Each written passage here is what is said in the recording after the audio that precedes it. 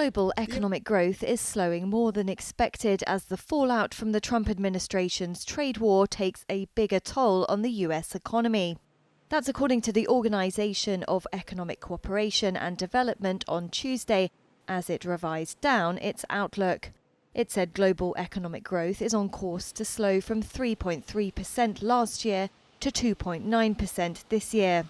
But the OECD warned the growth outlook would likely be even weaker if protectionism increases, and could further fuel inflation and disrupt supply chains. Donald Trump's tariff announcements since he took office in January have already hit financial markets, forcing him to walk back some of his initial stances. Last month, the US and China agreed to a temporary truce to scale back tariffs.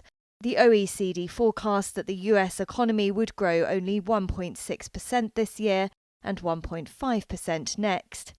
That's assuming, for the purpose of making calculations, that tariffs in place mid-May would remain. The organisation had previously expected the world's biggest economy would grow 2.2% this year. The OECD warned that while new tariffs may create incentives to manufacture in the US, higher import prices would squeeze consumers, and economic policy uncertainty could hold back corporate investment.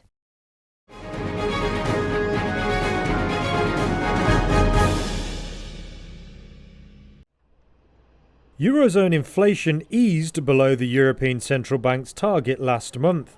Official data showed Tuesday consumer price inflation in the 20 countries sharing the euro slowed to 1.9% in May from 2.2% a month earlier. The numbers supported expectations for another interest rate cut this week. That's despite global trade tensions driving longer-term price pressures. Data showed a fall in services price growth saw a closely watched reading on underlying inflation slow to 2.3%. That figure removes volatile fuel and food prices. The ECB has cut interest rates 7 times since last June.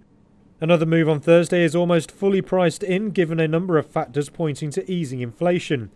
It includes muted wage growth, easing energy prices, a strong euro and mild economic growth. Some investors think the ECB will pause with rate cuts after June and only make one more cut this year.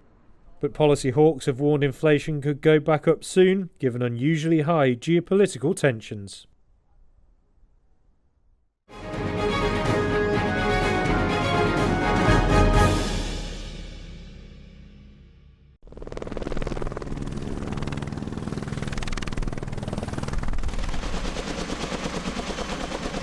So the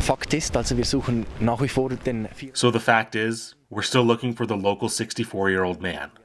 The last clues we had were that he was presumably in the Tenmatan area, and that's what the follow-up searches are based on. Now, that means the emergency services are specifically searching the secured area as long as weather conditions and safety permit. The search will continue, which means that if circumstances change and it becomes too dangerous, the search may have to be suspended again. I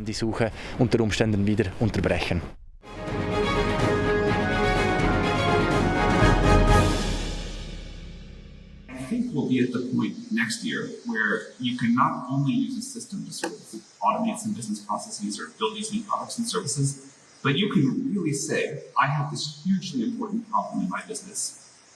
I will throw a ton of compute at it if you can solve it. And the models will be able to go figure out things that teams of people on their own can't do. I would bet next year that in some limited cases, at least, in some small ways, we start to see agents that can help us discover new knowledge or can figure out solutions to business problems that are kind of very non-trivial.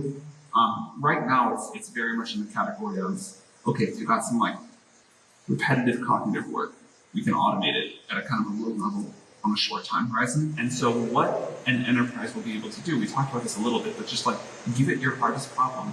If you're a chip design company, say, go design me a better chip than I could have possibly had before. If you're a biotech company trying to cure some disease, say, just go work on this for me. Like, that's not so far away.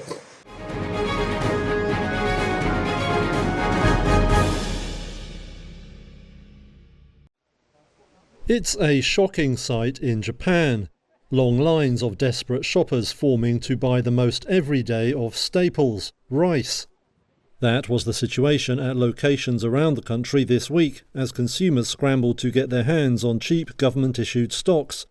The rice started hitting shelves over the weekend after ministers began selling grains from emergency stockpiles direct to retailers.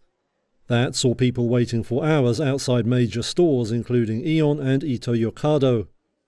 It all comes after rice prices doubled over the past year, partly due to high temperatures hitting harvests.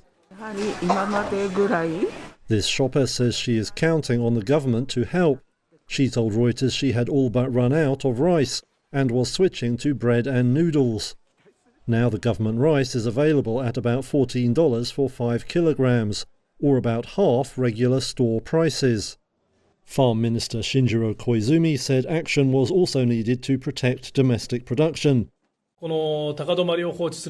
If these high prices continue to go unchecked, the shelves will be filled with imported rice. I would like to reiterate that we are releasing our stockpiled rice in order to prevent this from happening. Koizumi said the government stood ready to release its entire stockpile if necessary, but it remains to be seen how the emergency release will affect regular retail prices. Now this year's harvest is at least expected to be better. Imports of rice have also increased but remain tiny, with Japan imposing steep tariffs to protect domestic growers.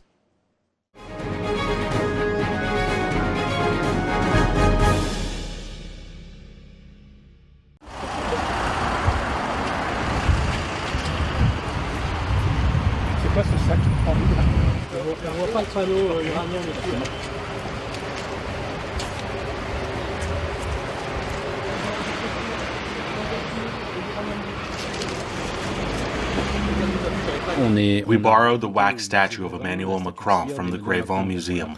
We took it out of the museum, took it with us, and then symbolically displayed it in front of the Russian embassy to denounce the double standards of the French government and the president regarding the war in Ukraine. Latéral, relève le pied droit, la jambe droite, relève.